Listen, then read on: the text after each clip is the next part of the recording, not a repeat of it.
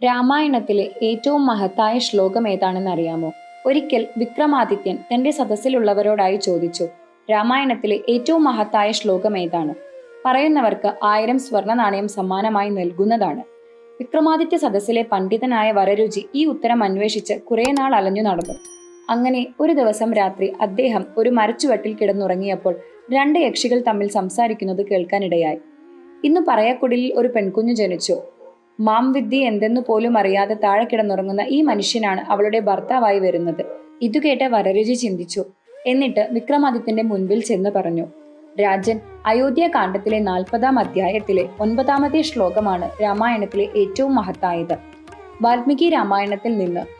രാമം ദശരഥം വിദ്ധി, മാം വിദ്ധി ജനക ആത്മജാം, അയോധ്യാം അടവീം വിദ്ധി ഗച്ഛാതാത് യഥാ സുഖം.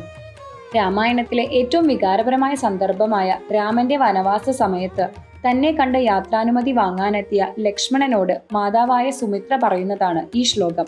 രാമനെ നീ ദശരഥനായി കാണുക, സീതയെ ഞാനായി കാണുക, വനത്തെ അയോധ്യയായി കണ്ട് സുഖമായി ജീവിക്കുക. 2 അമ്മമാരുടെ വ്യത്യസ്ത ഭാവങ്ങൾ രാമായണത്തിൽ നമുക്ക് കാണാം. ഒരമ്മ തന്റെ മകനു വേണ്ടി രാമന്റെ രാജാഭിഷേകം മുടക്കി വനത്തിലേക്ക് അയക്കുന്നു. മറ്റൊരമ്മയാകട്ടെ തന്റെ മകനെ അതേ രാമന്റെ തുണയ്ക്ക് ആശീർവദിച്ചയക്കുന്നു. എന്തൊരു വൈരുദ്ധ്യം അല്ലേ? ഒരേ അമ്മയുടെ വയറ്റിൽ നിന്നും വരുന്ന സഹോദരങ്ങൾ തമ്മിൽ തല്ലുന്ന ഇന്നത്തെ ലോകത്ത് സുമിത്രയുടെ ഈ വാക്കുകൾക്ക് വളരെയധികം പ്രസക്തിയുണ്ട്.